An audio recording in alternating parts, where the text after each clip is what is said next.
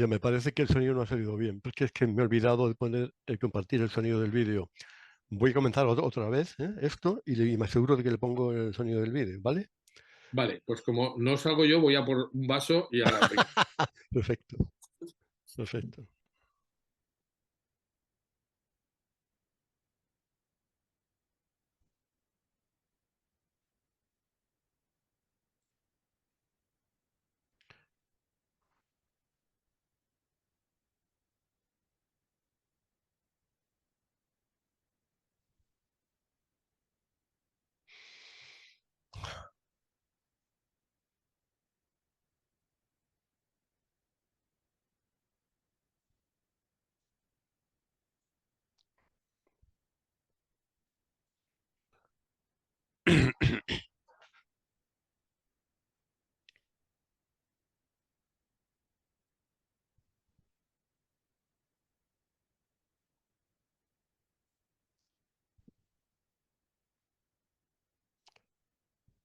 Ha salido, ¿eh? Luego esto lo quito, lo edito, ¿vale?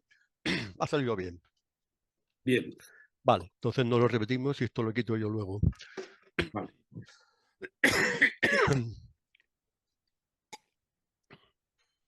Bueno,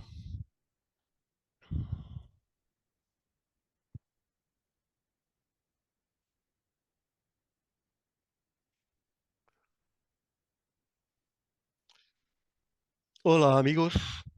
Bueno, pues esta tarde tenemos con nosotros un programa muy especial, un programa que yo quería hacer desde hacía muchísimo tiempo, porque mi pasión es la arqueología bíblica.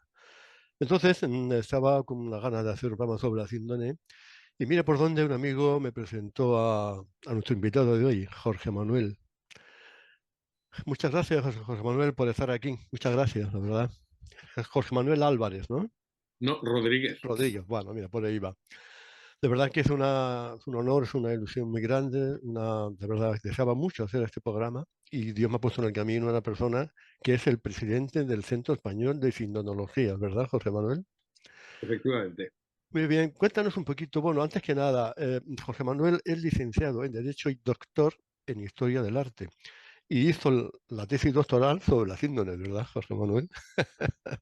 Efectivamente. Y además ahora soy profesor del Ateneo Pontificio Regina Apostolorum de Roma, donde imparto una serie de clases sobre la historia de la Sábana Santa para el grupo en español. Entonces, pues tengo la suerte de poder hablar del tema de mi tesis en una universidad en Roma y precisamente pues se hace cursos online que se puede matricular cualquiera en el Ateneo Pontificio Regina Apostolorum. Esto lo digo porque como españoles somos como somos, consideramos que uno no es nadie hasta que te reconoce en el extranjero, ¿no?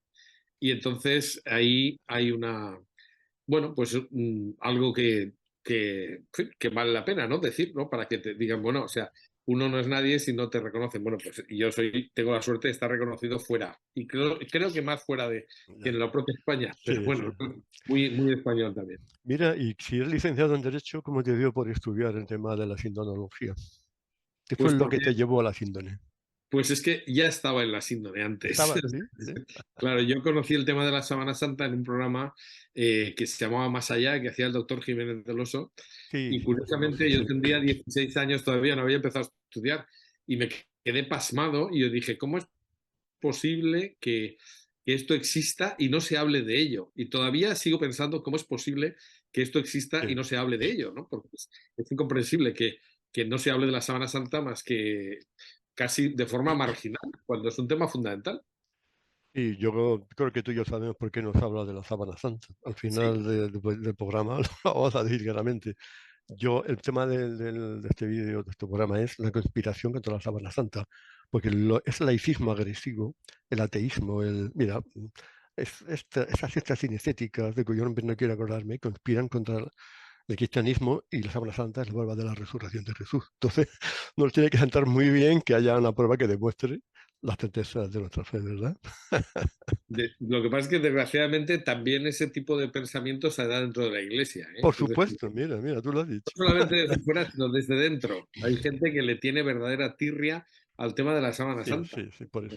Mira, aquí tenemos la página oficial del Centro Español de Sindonología. Sí. Está muy bien, yo lo he estado mirando mucho, está muy bien. Ah, y el Santo Cáliz y el Grial. También me gustaría hablar contigo sobre el tema del Grial, ¿no? Alguna vez. Pues de ese tema hemos organizado un par de congresos internacionales sobre el mismo, ¿no?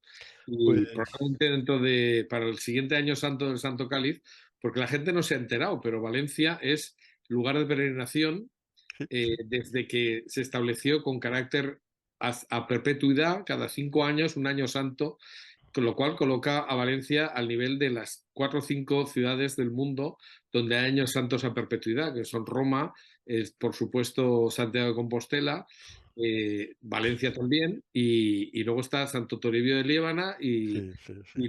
y Caravaca, Caravaca de la Cruz de Murcia. Son sitios donde hay reliquias de la Pasión, casualmente. Casi todas, menos Santiago. Pues solo os falta un pedazo de Lignum Crucis en Valencia, ¿no? Existe, no solamente Estáis en eso, ello, ¿no? Estáis en no, ello. no, sí, no, no, no, no. Y además probablemente es casi tan grande. No hemos hecho una medición, pero es el que tenía Alfonso, perdón, el rey de Aragón, que era Martín el Humano. Porque todo el relicario de los reyes de Aragón terminó en Valencia. Esto la gente no lo sabe. Y me dicen, no lo digas porque si no lo reivindicarán de algún sitio. Casi seguro. Pero el Lignum Crucis de Valencia, que ahora se puede ver, es enorme, ¿eh? Es decir, es más grande que el de Roma. Y probablemente No lo estará. sabía, no lo sabía. No, claro, nadie lo sabe, porque es que la iglesia parece que estas cosas las oculta para que nadie se Sí, entere, sí, ¿no? sí, Es sí. una cosa terrible. Mira, cuéntanos algo de lo que hace el Centro Español de Sindonología. Cuéntanos algunas actividades que haga. Bueno, pues nuestra asociación surgió el año 1987, en diciembre, y entonces se creó una asociación en torno a mm, iba a decir una profesora, no era profesora oficial, pero era una investigadora, esta sí que era investigadora, que era miembro del Centro Internacional de Sindonología de Turín, Manuela Corsini, de Ordech, que Sí, tenía varias publicaciones, entonces en la editorial Rialp, y ella lo que hizo fue, cuando vio que efectivamente bueno, pues se estaba haciendo muy mayor, bueno, muy mayor, la verdad es que ahora lo pienso y no era tan mayor porque tenía 70 años, pero lo cierto es que bueno, pues tenía interés en que no se muriera sin pasar su legado a un grupo de gente que pudiera continuar con ello. Entonces, pues ella fue reuniendo jóvenes, entonces éramos jovencitos, ¿verdad? Estoy hablando de un montón de años, con 20 y pocos años, y entonces ella lo que hizo fue empezar a contar, a dejar pues un testimonio de todo lo que ella había aprendido durante 30 años hablando de la Sábana Santa y escribiendo y yendo a congresos y todas estas cosas. Entonces ahí nos tuvimos que poner en marcha porque ella fundó el centro y 6 meses después se murió. Tuvo una bajada de azúcar y era diabética y se murió, sin más. Y nos dejó diciendo, ¿y ahora qué hacemos? ¿No? Entonces, 2 meses después salió la prueba del carbono 14 que vino a decir y eso se publicó en todos los telediarios del mundo, en todos los periódicos del mundo, se dijo, la sábana santa es es falsa. falsa. Sí, Y entonces, claro, como teníamos 20 años o 20 y poco, dijimos, pues ahora más que nunca hay que hablar de lo que sí se sabe de exacto, la sábana exacto, santa, ¿no? claro. Y entonces, en lugar de, pues, solventar la asociación, de irnos a otro sitio y hacer otra cosa, pues lo que dijimos es, no, no, lo que hay que hacer es luchar para que esto se conozca. Potenciarla. Y ahí ahora eso es lo que ha hecho que estemos vacunados, ¿verdad? ¿Y De todo tipo de cosas. cuándo se fundó entonces el Centro Español de Sindología? 1987, 87. que fue un año antes de la prueba del carbono 14. Claro, Que claro. vamos a hablar mucho de eso. Bueno, vamos. Bueno, entonces, ¿y hay más centros de sindología por todo el mundo? Pues yo creo que lo sabía, pero ha ido muriéndose la gente y han ido desapareciendo. Existe un Centro Internacional de Sindonología de Turín, hay un Centro Mexicano de Sindonología que es anterior al Centro Español. Yo siempre digo que nosotros somos hijos del Centro Mexicano de Sindonología, lo cual les hace mucha gracia, porque es verdad que ellos empezaron a funcionar bueno, fueron los que animaron a nuestra fundadora a que creara el centro, porque ella al principio no quería fundar nada, ¿no? Pero aquí la gente joven estábamos empujando, no, no, tienes que hacer esto. Y la verdad es que, bueno, pues ha sido una aventura apasionante, ¿no? Porque durante todo este tiempo, pues hemos estado asistiendo a congresos, teniendo contacto con investigadores, haciendo cosas que pensábamos que eran absolutamente imposibles y sobre todo, por ejemplo, desde el Centro Español de Tecnología se ha hecho una cosa que yo creo que todavía no se ha enterado nadie, pero yo creo que es fundamental, que es que hemos hecho un estudio sistemático, plurinacional, pluridisciplinar El sudario de Oviedo. y hecho sobre el sudario de Oviedo, efectivamente. Entonces, ¿qué es la clave de la autenticidad de la Exacto, sábana? sí. Vamos a verlo al final del programa. ¿Y tú entonces estás en el centro desde que se fundó? Sí, sí, Guau, exactamente. guau. Aunque no soy el socio 1, soy el socio 29, ¿eh? Perdón. Y entonces, y mira, ¿y qué hacéis? ¿Hacen conferencias? ¿Asisten a congresos? ¿Hacen publicaciones? ¿Tiene página web? ¿No? Claro. Bueno, todo lo hacemos mal, pero hacemos lo que podemos. O sea, yo siempre digo que, bueno, la página web está por modificar porque están rehaciéndola. Lo que pasa es que nos lo hicieron profesionales y es difícil actualizarla, sino, porque claro, lo hicimos hace tanto tiempo que hay cosas que ahora mismo se utilizan otros instrumentos, porque claro, esto ha ido creciendo muchísimo y se pueden hacer muchas cosas mejor, ¿no? Pero bueno, ahí estamos. Bueno, si te parece, vamos a poner un vídeo durante toda esta charla, un vídeo con imágenes, con vídeos, para un poco ilustrar y para ejemplificar, porque la Semana Santa hay que verla, desde luego. Entonces, vamos a comenzar, si te parece, ¿vale? Vale.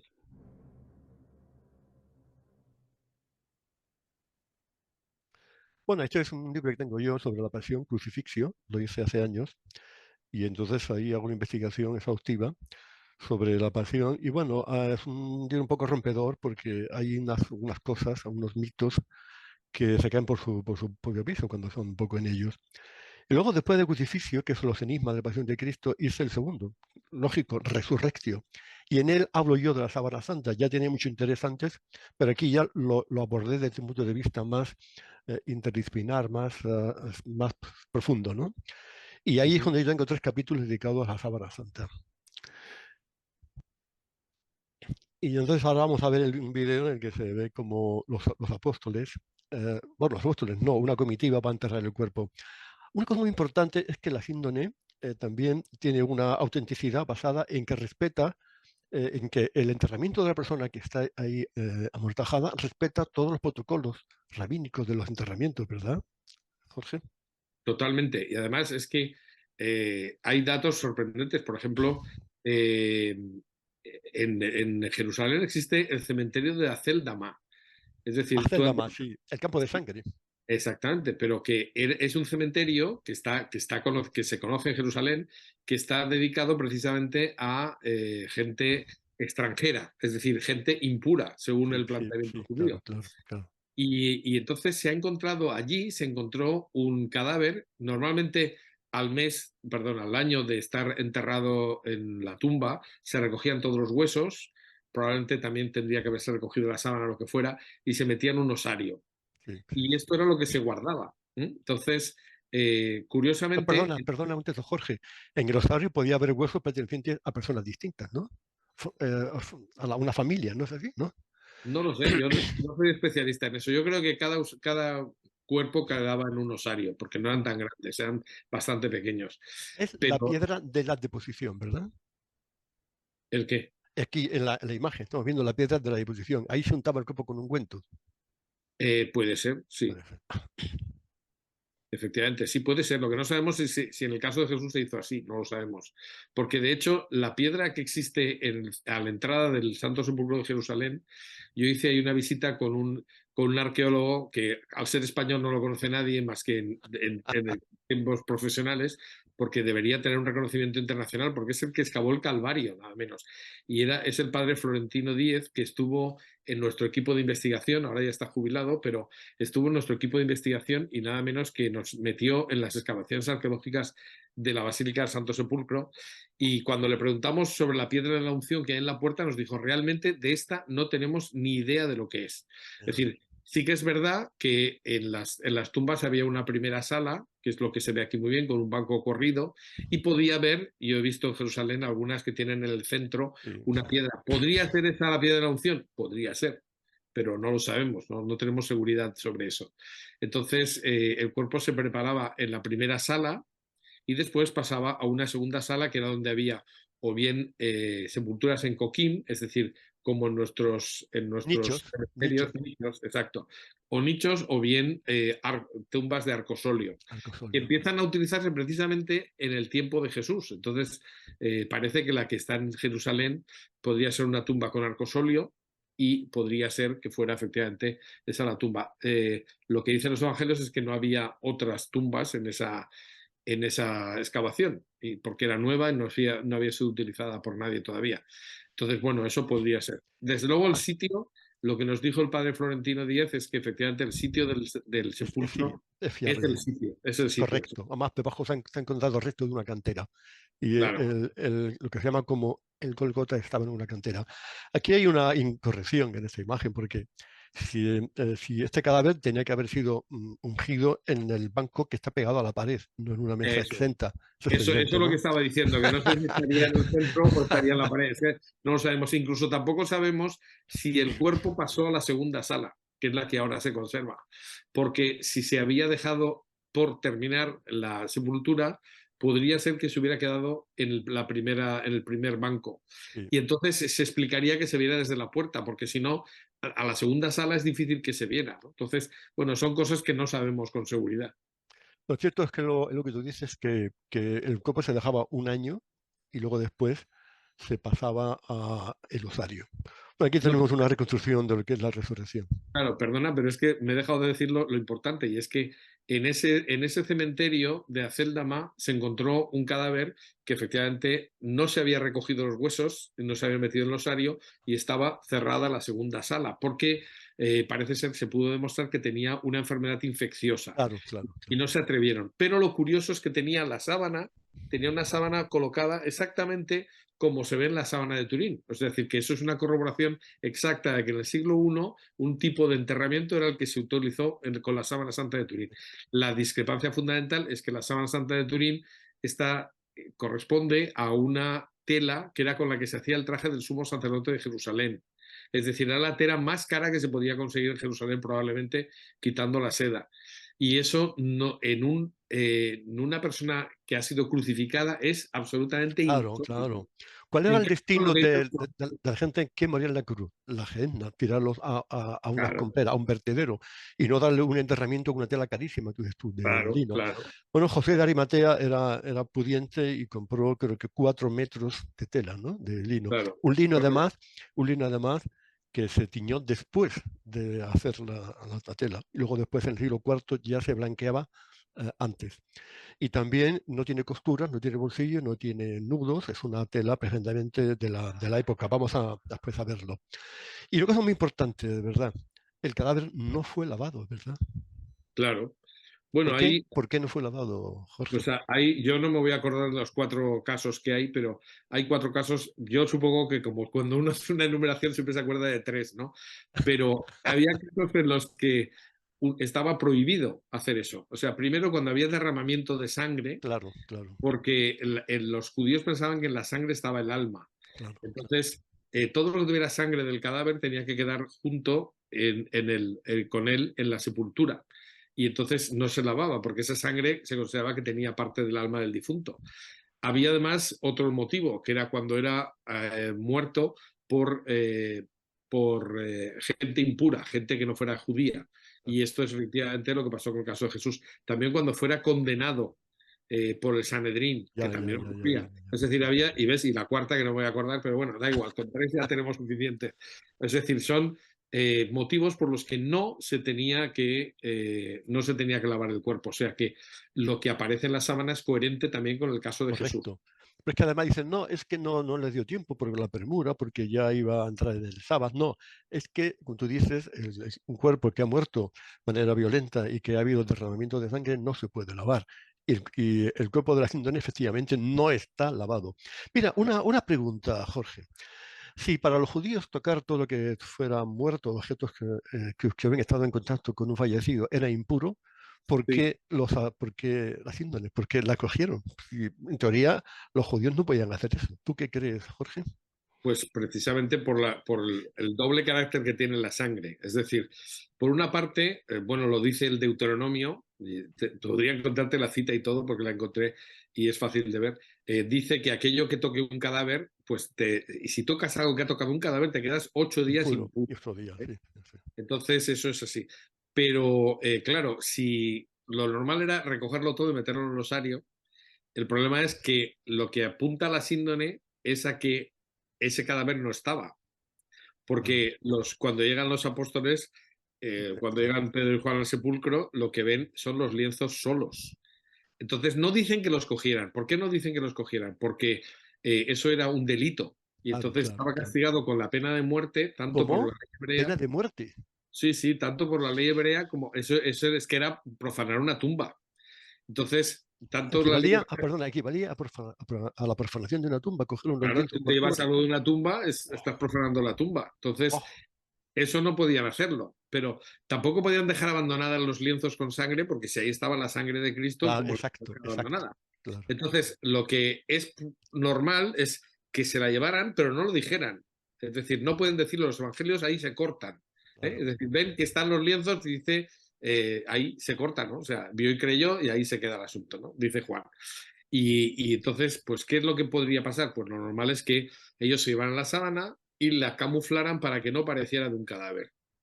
Pero Esto, también, perdona Jorge, también yo creo que es porque como ya no había cadáver cuando Jesús había resucitado, entonces ya no era impuro porque no había un cadáver. Pero claro, los apóstoles en ese momento no sabían que Jesús había resucitado, pensaban que le habían robado el cuerpo. Entonces, en ese momento no supieron llevar la síndrome. Cuando Juan y Pedro entran, no se llevan la síndrome, ¿verdad, Jorge?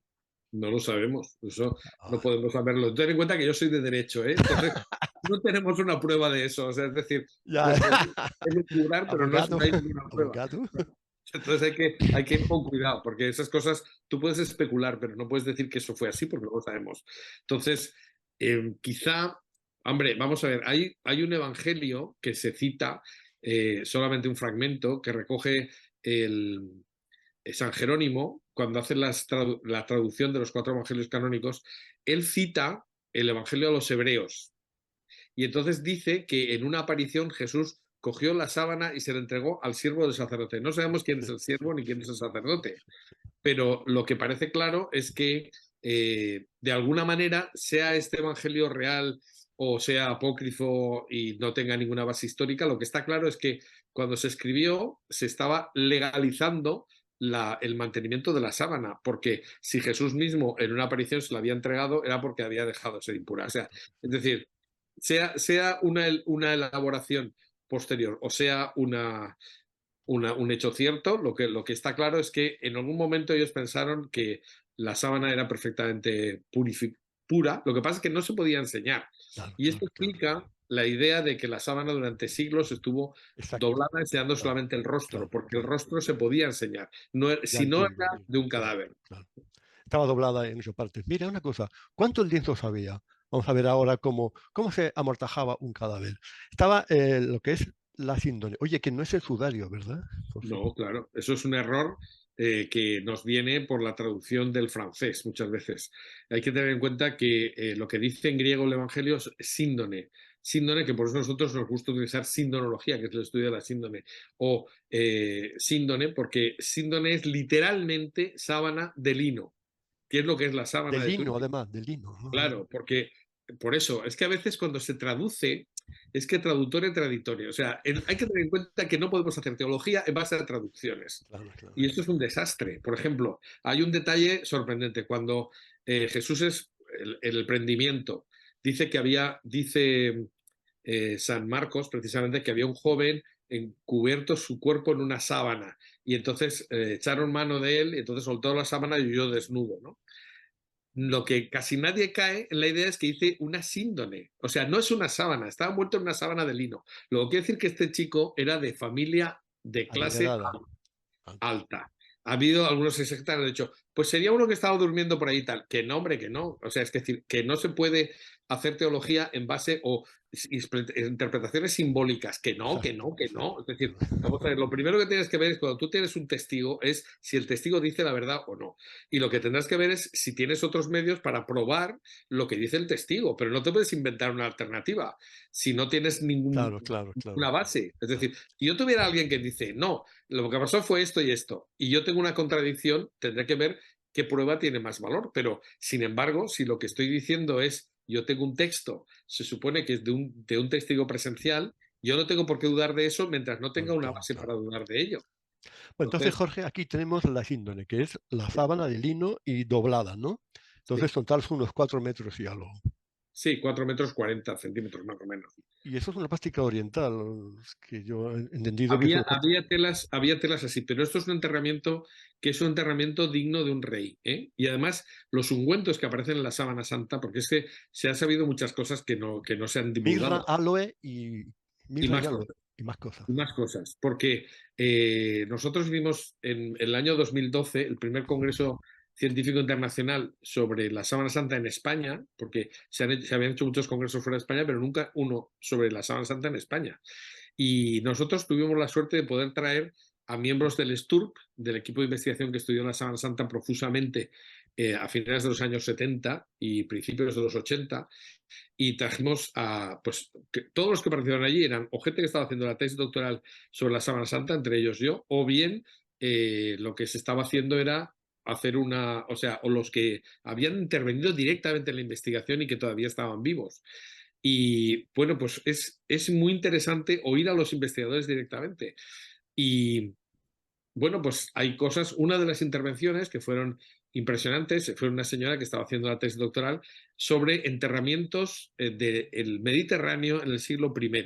Y ella dijo, en la lista de pólenes, que muchas veces se habla de pólenes que hay en la Sábana Santa, en esa lista lo que hay a veces es que son pólenes de plantas que se utilizaban para hacer ungüentos. Y Ah, los claro, ungüentos se claro. hacían con los pétalos, y en los pétalos había polen. Entonces, esos ungüentos que se derraman sobre la sábana están indicándonos qué tipo de ungüentos se utilizaban. Y son los que cita Plinio el Viejo en el enterramiento de un rey. Es decir, que al hombre de la sábana santa no solamente utilizaron una tela, que era una tela importantísima, porque era con la que se hacía el traje del sumo sacerdote de Jerusalén, y que utilizaba la tarde del Yom Kippur, era una tela procedente de la India. Eh, y parece que en el Ah, ADN de perdona, la entonces viene de la India. podría ser. Una de las cosas que se ha dicho en algún congreso, yo no he tenido capacidad, pero fuera de España, y no he podido comprobarlo, pero así, por ejemplo, nos lo contó Emanuela Marinelli, que es una investigadora italiana. Esta lo que dice es que parece que por el ADN que hay en la sábana santa podía proceder de la India, lo cual indicaría que, vamos a ver, es que José de Arimatea, es que hay muchísimas cosas que nos dicen. José de Arimatea era miembro del Sanedrín. El Sí. Sanedrín se reunía en el templo. Entonces, José de Arimatea tenía acceso a la tienda del templo, y ahí podía encontrar Claro, perfectamente claro, una tela digna del sumo sacerdote. Y claro. luego llega Nicodemo y trae ungüentos propios de un rey, porque José de Mateo y Nicodemo, que eran miembros del Sanedrín, eran, sin embargo, discípulos de Jesús. Y entonces Pero, ellos utilizan el enterramiento propio del Mesías. mira, Jorge, yo también he leído por ahí que utilizaron una cantidad desorbitada de ungüentos, Sí, libras y libras. Y sí, como entonces unas dijeron que también libras que había que untar las paredes de la cueva. No sé, ¿qué opinas tú son de eso? ¿Por qué unos, tanta cantidad de ungüentos? parece que eran unos 30 kilos, una cosa así al cambio, Sí, ¿no? una No, cantidad en realidad es un saco, increíble. un saco. Pero es que parte se quemaba, parte se envolvía en eso, parte se ponía haciendo como una especie de cama. Es decir, que Ah, no sabemos muy bien, pero es decir, que es perfecta. O sea, lo que está claro es que no es un enterramiento normal. no, Igual que tampoco era claro, por eso nos hemos ido a partir de hablar de los lienzos. eh, si nosotros vemos lo que dice Juan, el entierro de Lázaro es uno y el entierro de Jesús es otro. sí, Lázaro sí. lleva un pañuelo que envuelve la cabeza, por eso se dice un sudario, un sudario. Nosotros tendríamos que traducir pañuelo, un pañuelo que envolvía la cabeza y que era una tela más pequeña, y luego el resto estaba vendado. Ese es el caso de Lázaro. Pero en el caso de Jesús, cuando se utilizaba una tela completa que tapaba todo el cuerpo, no era necesario poner un pañuelo dentro. Es decir, el pañuelo era necesario para transportar el cuerpo entre la cruz y el Claro, sepulcro, porque claro, cuando claro. tienes una persona crucificada, intentas bajarlo de la cruz, te tiras, o sea, si tú estás bajo y lo coges, lo que hace es que te tira todo el líquido del Claro, edema de claro, pulmón claro, agudo que claro, tendría que tener claro, por la nariz y por la boca. Y para claro. un judío eso sería la muerte pelá, vamos, o sea, lo peor que te podía pasar es que no solamente que tocaras un cadáver, es que el cadáver te tirara líquido de Exacto. Pero también, horrible. Jorge, también se dice que es para evitar que se viera el rictus desagradable de un crucificado, ¿no? Una Esos son, mueca, esos la son los- mueca de la muerte, ¿no? Que va un poco para respeto a la. Y También se además dice eso. casi lo consideraban una blasfemia, porque si consideraban que el hombre era imagen de Dios, una imagen deformada Claro, o efectivamente. grotesca de Jesús, digo, del cuerpo, era como una blasfemia, ¿no? Bueno, aquí tenemos entonces la síndrome, que es la tela esa de 4 metros que doblada que envolvía a Jesús. Y también tenemos unas cintas, unas vendas, ¿no? Podría ser. No tenemos, esto tampoco tenemos seguridad. Parece que sí. Lo que pasa es que ahí, a ver, estás viendo, has visto, has puesto algunas imágenes de una de las personas que se está convirtiendo en uno de los mejores especialistas en el mundo sobre la Sábana Santa, que es el doctor Miñarro. Doctor Miñarro, Ñarro, sí, sí. que es el que ha hecho algunas imágenes basadas en la sábana de Turín. Lo que pasa es que no quiere repetirse y hacer siempre la misma imagen. Entonces va haciendo variantes. Pero tiene una que es una investigación muy seria, de verdad, desde el punto de vista geométrico, en el que no hace de artista, sino de geómetra. Entonces se dedica a medir y colocar todas las heridas donde tocan, ¿no? Entonces existen pues un par de esculturas del cuerpo yacente del hombre de la síndone. Vamos a verlas luego, sí, al final. Y Vamos a luego, ver. y también un crucificado que se ajusta a Sí, lo que sí, también está lo hemos visto. dentro. Sí, pero mira, Entonces, yo según y este dice, mira, para saber cómo se envuelve un cadáver, lo primero que tienes que hacer es envolverlo. Y claro, él tiene el cadáver porque tiene la imagen. Y entonces se plantea muchos temas. Esta imagen yo creo que es de él, no lo sé, pero podría ser perfectamente de él porque eso lo ha hecho con el cuerpo, lo ha envuelto y efectivamente las manchas de sangre que se ven por fuera coinciden sí, sí. perfectamente con Que con los... yo según tengo entendido, había un pañolón que se usaba para atar la mandíbula, para que No, la boca no se quedara, y que no, se ve claramente, ¿no? Sí, sí, en la síndrome se ve que el cabello de la no, sienes está un poco apartado hacia atrás y que se no hace ataba falta. en la cabeza, ¿no? No, no hace falta. No hace falta, ¿por qué? Porque él queda con el cuerpo, con la cabeza hacia adelante y el pelo le cae hacia adelante.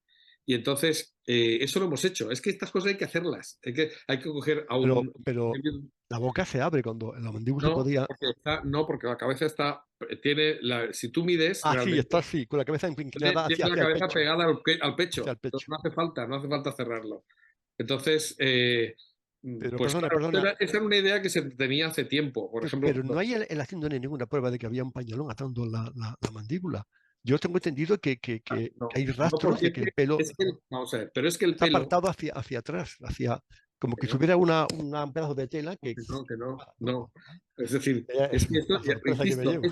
insisto, es que esto hay que hacerlo. Es decir, cuando tú envuelves un cadáver, ves los problemas que plantea eso. Entonces, lo que hemos hecho es coger a una persona, Sí, lo he visto en vídeo, lo he visto, sí, tirarle sangre sí, lo he visto. sacada de un voluntario, porque si la pones, como al principio, por ejemplo, el doctor Villain, en nuestras investigaciones, dice, cometí un error de principiante absurdo, que es coger sangre del banco de sangre, pero ese tiene anticoagulantes, no Claro. coagula, no sirve.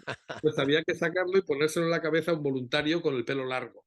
Y entonces, si tú lo dejas colgando hacia adelante, en la sangre, cuando coagula, te deja como si fuera un cartón el pelo. Claro, claro, claro. Entonces, la típica cosa de, si uno te tumba, la tela cae, caería hacia atrás el pelo. Perdona, si lo tuviera limpio, eso lo hemos hecho. Pero cuando tiene sangre y queda colgando hacia adelante, con pocos minutos que esté, se queda duro. Y entonces Ya, ya, ya, deja ya. como si fuera un espacio entre la cara y el pelo. Pero eso, ya digo, eso se Ya, soluciona ya, simplemente haciéndolo. Y en la práctica lo ves, que es así como ya. queda.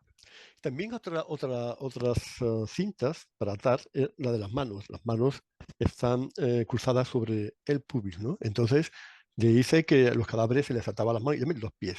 Entonces, y también por fuera incluso, Podría ser. para que los ungüentos se ajustaran más al cuerpo, se fajaba el cadáver con unas cintas para que los ungüentos, digo, pues se ajustaran más y pues fueran más impactos, ¿no? Eso es lo que se suele Eso decir. podría ser. Eso Podría podría ser, ser. ¿verdad? No Pero hay no era tanta como una seguridad, momia ¿eh? egipcia, no tiene nada que ver, a estar por No, fuera no, para nada. haciéndole, para nada. Y aquí también vemos el sudario, ¿no? La No, cabeza. Eso no. Esta es es la un parte. fallo, es un error, eso no es un No, sudario. no. Esa es la parte. No está el sudario ahí. Eso Es la es parte, ah, de la la síndrome, parte ya es verdad, de sí. esto que está envuelta hacia adelante. Sí, Ya, sí. claro, claro, claro. El sudario se quitó porque Vamos a si no ver. no había quedado impresión en la sábana Si santa del quieres, rostro. si quieres que te diga una cosa que no se dice habitualmente, en la sábana santa hay una tira que está cortada y vuelta a coser en el mismo sitio. Y se puede saber porque los hilos, normalmente se pone cuando se ve la imagen del cuerpo frontal a la izquierda, se ve arriba, hay una tira que está cortada de unos 8 centímetros de ancho, que está cortada a todo lo largo de la tela. lo que hizo el doctor Miñarro es coger esa cinta cortada exactamente igual y vio que daba para envolverlo como acabas de ver. Por eso esta imagen es de Miñarro. Es decir, él Milagro, sí, sí. envolvió el cuerpo y le da para dejarlo sujeto. Entonces, Bueno, podría ser eso. sí, vamos a Porque ver ahora. es sorprendente que se volviera a coser en el mismo sitio, porque está cortado, los hilos se ve que coinciden como un código de barras, hilos Sí, gordos sí, y hilos finos, y entonces está cortada y Miñarro, sí, ¿por Miñarro. qué? ¿Por qué habrían hecho eso? ¿No? Pero entonces, pues podría ser que se hubiera utilizado para envolver, para coger la sábana al cuerpo, podría ser, pero ¿tenemos seguridad? No. Bueno, vamos ahora a un enigma de la Sábana Santa que es el Keimena Taotonía. Vamos a hablar de lo que es. Aquí tenemos a Pedro y a Juan. Va Magdalena y le dice que no está el cuerpo del rabí. Entonces ellos van corriendo a la tumba. Llega primero Juan, que es más joven, pero se queda en la puerta por respeto a Pedro, que era su superior, por decirlo así. Entonces ocurre una cosa increíble, que Pedro entra, ve los lienzos, y bueno, vale, pero Juan, que lo escribe, dice que vio y creyó. Creyó al ver los lienzos, creyó que Jesús había resucitado. Es un misterio que yo todavía no me acabo, a ver si Jorge nos lo explica. Vamos a ver. A ver, Entonces van corriendo, y aquí va con María Magdalena, vaya aquí va Magdalena, con sí, María vaya Magdalena también. Magdalena. Entonces, Aquí es donde entra Pedro y ve los lienzos. Ve lo exacto. mismo que Juan, pero Pedro no creyó, y sin embargo Juan sí creyó. A ver, vamos a ver. Esto es que también lo que he dicho, cuidado con las traducciones, porque en el verbo griego que se utiliza, nosotros decimos y vio, y vio, y vio. Y utilizamos el mismo verbo, ver. Ellos utilizan tres verbos distintos. Y en el primer vio es mirar sin atención. En el segundo, mirar fijándose. Y en el tercero, caer en la cuenta. Es decir, se traduce como vio y creyó cuando el término griego que se utiliza es entendió, cayó en la cuenta. Y en la Se ha cuenta, sí. traducido como creyó, Comprendió. pero Sí, sí. eso es ir más lejos de lo que dice el texto, porque el texto griego lo que dice es que cayó en la cuenta. ¿Cayó en la cuenta de qué? Y yo Ahí creo, está, ahí está. ¿De no, qué? no creo que cayera en la cuenta de que Jesús había resucitado, sino que ahí entendió que ahí había pasado algo. Es decir, le Ah, llamó la atención porque eso es lo que... Tampoco se puede decir que fuera el único que creyera o que cayera en la cuenta. Es decir, que él lo diga él en primera persona porque está escribiendo es normal. No ah. puede decir, y todos los demás también, podría haberlo Ya dicho. entiendo. O sea, que también Pedro pudo caer en la cuenta. Claro, totalmente. Es decir, entendieron que ahí había pasado algo. Es decir, Pero ¿el qué? ¿En qué? ¿Cómo estaban colocados los lienzos en la tumba?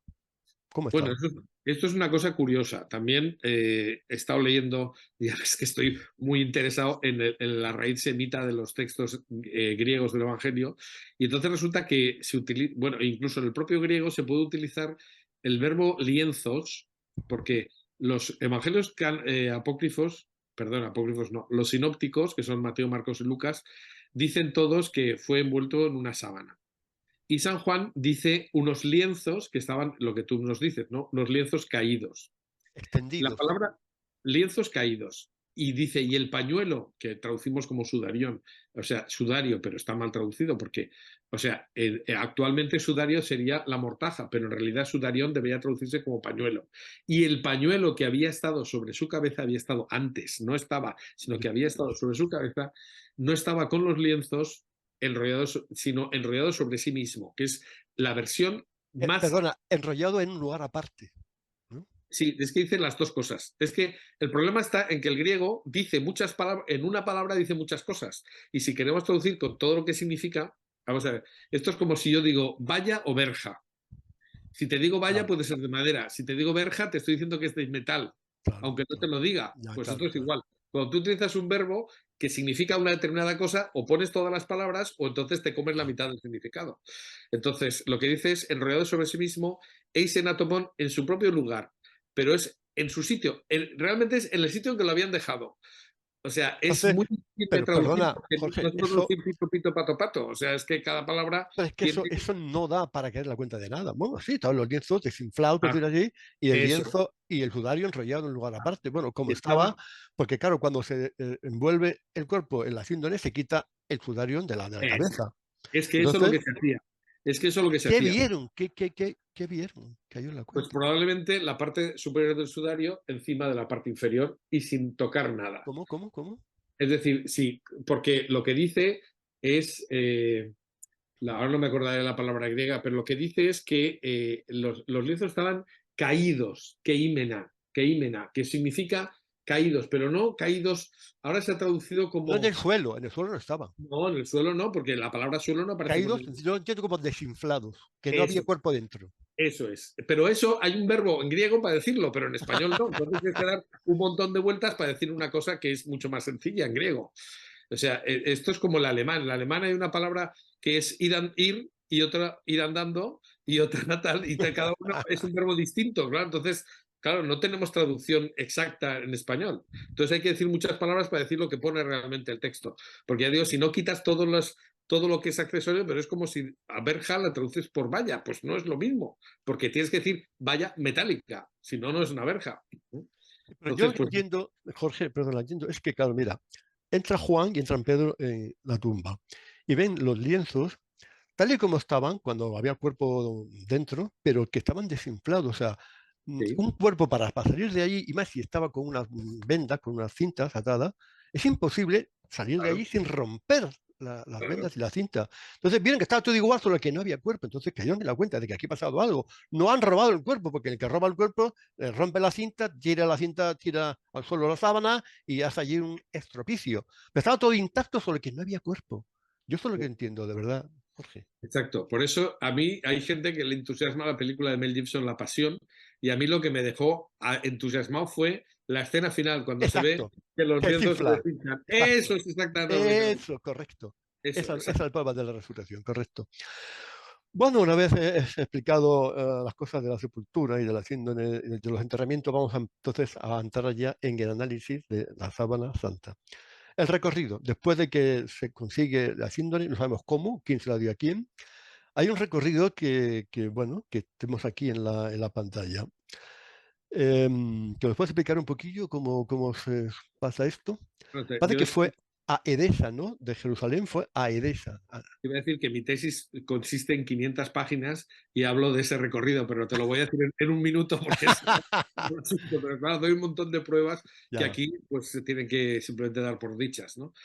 Lo que estábamos diciendo, es decir, en el año 1978, pero no fue el primero que lo dijo, pero vamos, el primero que lo dijo en este ámbito fue el profesor Ian Wilson, que dijo que efectivamente la sábana, hasta muy tarde no hay referencias a la sábana como tal. La sábana de Cristo aparece en los textos muy tarde.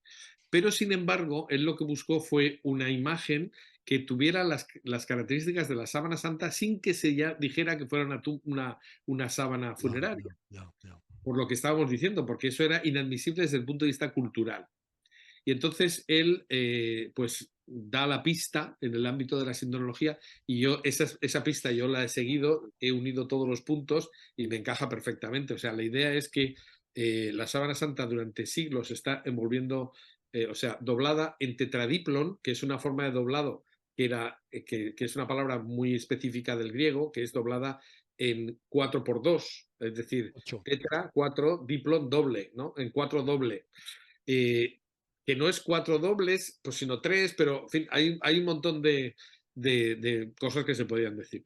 Pero lo que está claro es que solamente se veía el rostro. ¿Cómo sabemos eso? Porque esa imagen que llega a la ciudad de Edesa, no sabemos en qué momento, porque hay una leyenda. Tienen que crear una leyenda para explicar cómo puede haber una imagen de Jesús así por las buenas. Porque claro, Claro, si no claro, dicen claro, que es la sábana, tienen que claro, dar un texto claro, alternativo. Y claro, como todas las leyendas se hacen para explicar cosas que no tienen explicación. claro. Entonces empiezan a decir pues que la sábana, digo, perdón, ahí que esa es una imagen que Jesús se había puesto la tela en la cara. Curiosamente, algunos textos dicen se puso una síndon, una sábana grande en la cara, y entonces quedó la imagen. Y los textos dicen de todo el cuerpo, curiosamente, ¿no? Es Claro, pero es decir, que entonces lo que estás diciendo tú es que hablas del velo de la Verónica más que de la síndrome. Entonces dieron la explicación del velo de la Verónica para no hablar de la síndrome. pues no, porque ¿No? ellos, no, eso es la versión occidental. Claro, Cuando eso no tiene que Cuando claro, los claro. occidentales van a Oriente y entonces encuentran que hay un montón de imágenes allí y dicen que es la vera icona, la verdadera imagen, que es lo que significa icono, es imagen, la verdadera imagen de Jesús, y que decían que estaba esa imagen, pues era la imagen la auténtica imagen de Jesús, pues tenía que explicar que Jesús se había secado el rostro con ella y tal, pero no lo vinculan a la pasión hasta muy tarde, cuando la sábana santa, en forma de mandilión de Edesa, de imagen de Edesa, Mandilión, es sí, llevada mandilión. solemnemente a Constantinopla el año 944, pues en ese caso lo que ocurre es que se empieza a mostrar completa, fuera del relicario. Entonces se ve que es el cuerpo completo.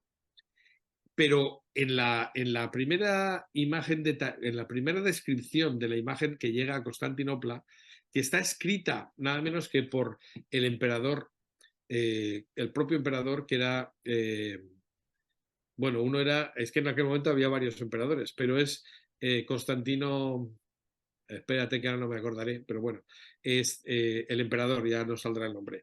El emperador que lo ve escribe, es Constantino Porfirogeneta.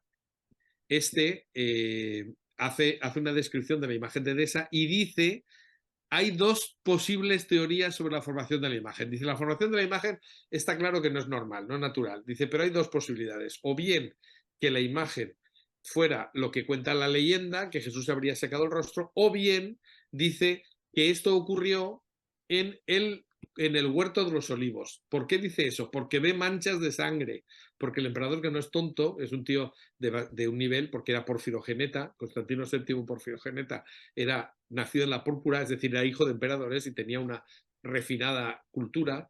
Lo que él ve es que hay sangre en la sábana. Entonces dice, en qué momento tuvo que ser que Jesús sangró por la cabeza, ¿no? Pues en el Claro. huerto de los olivos. El sudor de sangre en el huerto de Entonces, Getsemaní. eso empieza a originar dos versiones. Entonces, empieza a contarse que esto es una imagen hecha durante la pasión. Pero hasta ese momento, la imagen de Edesa no se vinculaba a la pasión en absoluto. Y es a partir del año 1000 y pico donde ya hay textos donde dicen, tú que dejaste tu imagen, es que podrían decir muchísimas cosas, tú que dejaste tu imagen tu rostro en la imagen de Edesa y que después fue utilizado ese lienzo para envolver tu cuerpo en el sepulcro. Y dices, ¿cómo? Es decir, están alterando la leyenda porque la leyenda no contradice lo que ellos están viendo. Entonces, en fin, empiezan a ver que el cuerpo pues tendría que ser del difunto, pero entonces, porque claro, se le ve que tiene heridas y tal. Entonces, es decir, que ahí la leyenda se va acomodando a la realidad porque la tela la tienen delante y no puede contradecir lo que dice la tela. Entonces, eso es la Mira, clave ¿y de la quién historia. llevó el lienzo a Constantinopla? Helena, ¿no? Dicen que Helena. No, no, no, no, no, no. Se lleva cuando el Romano I Lecapeno, que es un emperador que fue, pues, no le tocaba ser emperador, pero fue un usurpador y tuvo problemas políticos, pues cuando se cumple el centenario del fin de las luchas iconoclastas, pues él quiere que la imagen de Edesa, que estaba en territorio musulmán, porque Edesa había caído bajo el dominio de los musulmanes, pero que los musulmanes respetaron y salvaron la sábana, porque si hubiera estado dentro del imperio bizantino, en las luchas iconoclastas se hubiera destruido el original. Claro, Pero iconoclastas, claro, claro. gracias a que estuvo en poder de los musulmanes, pues resulta que los musulmanes la preservaron. Entonces, cuando acaban las luchas iconoclastas en el centenario, al emperador le interesa hacer algo que ayude, que le Que le dé credibilidad. claro, le dé puntos ante el pueblo. Entonces va a Edesa, pues sitia la ciudad y exige que le entreguen la imagen. La imagen, los musulmanes dicen, a cambio de que no toques la ciudad, pues perfecto para ti.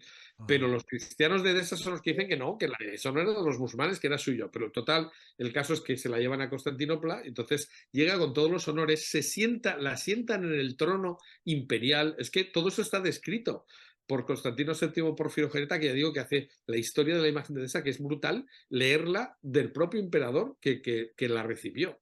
Entonces, que era coemperador con Romano I el Capeno, que era el usurpador. Bueno, o sea, es que, ya digo, no he querido simplificarlo porque en ese momento en la historia de los emperadores de Constantinopla es una confusión, o sea, no es que sea una confusión, sino que es muy compleja, porque hay veces en que hay dos, tres emperadores, en fin, y todos coemperadores, bueno. Entonces, en aquel luego, momento, sí, luego eh, desde Constantinopla parece que son los cruzados quienes la cogieron, ¿no? claro, en el año 1204, los cruzados de la Cuarta Cruzada. Cuarta cruzada, sí. La Cuarta Cruzada es la cruzada de los ladrones, la que da mala fama para las cruzadas. Es que fue así, saquearon la ciudad de Saquearon Constantinopla Constantinopla, sí. y el Papa los excomulgó, que eso no se dice nunca. O sea, parece como si el Papa hubiera querido que saquearan Constantinopla. Pero es que hay un documento de un familiar de los emperadores depuestos que le escribe al Papa diciendo, que eso es muy importante, es un texto del año 1205 diciendo, los cruzados, o sea, no les llama cruzados, dice tus guerreros o algo así, no me acuerdo literalmente, pero dice, sin tu consentimiento, dice, tomaron la ciudad de Constantino. Y dice, los galos robaron el oro y la plata y los franceses, perdón, los galos no, los venecianos robaron el oro y la plata y los franceses las reliquias. Claro, claro, Que dentro de lo que cabe, dijéramos tal. Y entonces dice que se queden los ladrones lo que han robado, dice, pero que nos devuelvan lo sagrado, porque claro, dice, claro, no es justificable que un cristiano robe a otro cristiano. Y entonces dice que por lo menos le devuelvan el lienzo que envolvió el cuerpo de Jesús en claro, el sepulcro, claro. que está en Atenas. Y dice que lo han robado los franceses. Y resulta que hay un señor que fue nombrado duque de Atenas, que era Otón de la Roche. Otón de la Roche Lagos, sí, sí. tiene su cuartel general en el asalto de Constantinopla, la tiene en la iglesia de Santa María de Blanquerna, que es donde un cruzado dice que estaba la sábana. Y entonces ya era la sábana, porque dice que la ponían toda derecha para que se vea bien la imagen de nuestro Señor, todo el cuerpo. Por tanto, la imagen robada por los cruzados se la lleva un francés a Atenas, pues está claro, verde y con asas, o sea, Otón de Lagos, que era francés y que fue declarado duque de Atenas. Hay documentos que dicen que el nuncio del Papa vio la sábana en Atenas. Por tanto, ¿dónde? Pues en el palacio del duque de Atenas, que estaba en los Propíleos, en la Acrópolis de Roma. Y luego Pero, de pero Atenas ya pasa a Atenas. Francia, ¿no? Claro, Al pero es Irey, que resulta que el duque de Atenas se jubila y se vuelve a su casa, a Francia. al Irey. Claro, bueno, cerca, es decir, probablemente entre Lille y Besançon. Y él deja la sábana ahí. Probablemente se la lleva con él. Deja a su hijo como duque de Atenas y él se vuelve a su casa. O sea, se jubila. Y pocos años después, es decir, claro, el Papa ordenó que se devolvieran las reliquias, pero no lo hicieron, porque no Claro, tenía claro, el claro. Papa. Y entonces, pocos años después, aparece en Lirey, aquí pone 1353, pero es un poquito después, es en 1356. En 1356 la sábana aparece ya como tal sábana de Cristo en una pequeña localidad, pero con una extensión que organiza la tataranieta del duque de Atenas. Lo que pone el fin a la duda de ¿y cómo va de Atenas a Francia? Pues porque está en manos de la tataranieta del duque de Atenas. Claro, claro, claro. Y ella miente sobre su origen porque si dice que es fruto de un robo, tiene que devolverlo. Claro, claro. Entonces, eso es lo que todo el misterio. ¿Hay 150 años de duda? No, está claro. Se queda en la familia de Otón de Lagos y luego, pues está la casada con el señor de Lirey, pues es la que saca la sábana y la muestra. Y a Luego partir de ahí, la llega, sábana de Lirey es la misma que está en Turín. luego llega a Chamberí y ahí tuvo lugar el incendio pavoroso del que vamos a hablar luego, Eso es, 1532. Se salvó por los pelos. efectivamente, eso es porque en Lirey la viuda del señor de Lirey, que es Charny. Este Charny, hay un Charny primero que muere y un Charny segundo, que es hijo de la tataranieta del duque de Atenas, y entonces este también deja viuda a su mujer que es una tal Margarita, esta se dedica a vivir llevando la sábana de un sitio a otro porque no tiene medios de subsistencia, y al final termina a cambio de que los duques de Saboya le han entregado pues unos señoríos para que ella pueda vivir, lo que hace es que se la regala al duque de Saboya, que se la lleva a la capital de Saboya, que era Chambéry, y después cuando se traslada a la capital a Turín, pues se busca una excusa y se la llevan a Turín. Es decir, que esa es toda la historia. Y ahí Pero se puede sigue en reconstruir. Turín. Y ahí sigue en la Catedral de Turín, 1578. En la iglesia de San Juan Bautista, ¿no? En la Catedral de San Juan Bautista. Bueno, aquí tenemos ya la sintonía.